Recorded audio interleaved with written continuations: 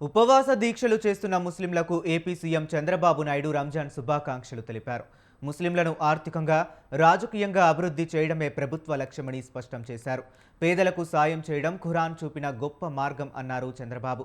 మహమ్మద్ ప్రవక్త బోధనలను స్ఫూర్తిగా తీసుకుని పనిచేస్తున్నామన్నారు చంద్రబాబు.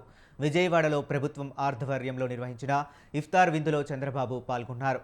గత పాలకులు జీవో 47 ద్వారా వక్ఫ్ బోర్డును వివాదాల్లోకి నెట్టారని విమర్శించారు. తమ ప్రభుత్వం ఆ జీవోను రద్దు చేసి బోర్డుకు ఎన్నికలు నిర్వహించిందని చెప్పారు.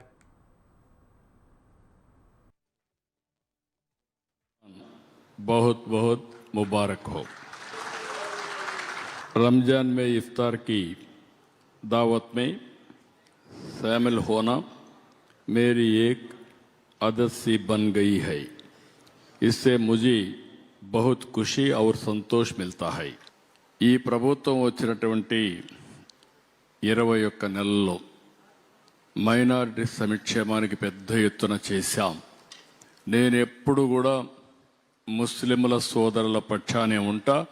ఎక్కువ కార్యక్రమాలు చేశామంటే దానికి కారణం మీలో ఉండే పేదరికం, మిమ్మల్ని ఆర్థికంగా, రాజకీయంగా, సామాజికంగా పైకి తేవాలని ఆలోచించనే చేశాం.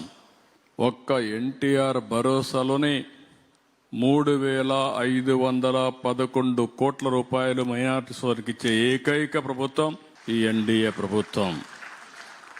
తల్లికి వందనం ఈరోజు మీరు చూస్తే 4,50,000 మందికి ఇస్తున్నాం. దగ్గర 1,316 కోట్లు ఇస్తున్నాం.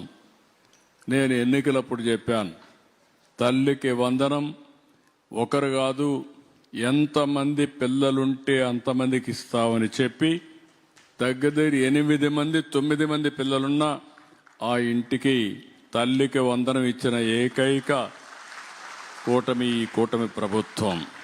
आप सबको रमजान बहुत बहुत मुबारक हो।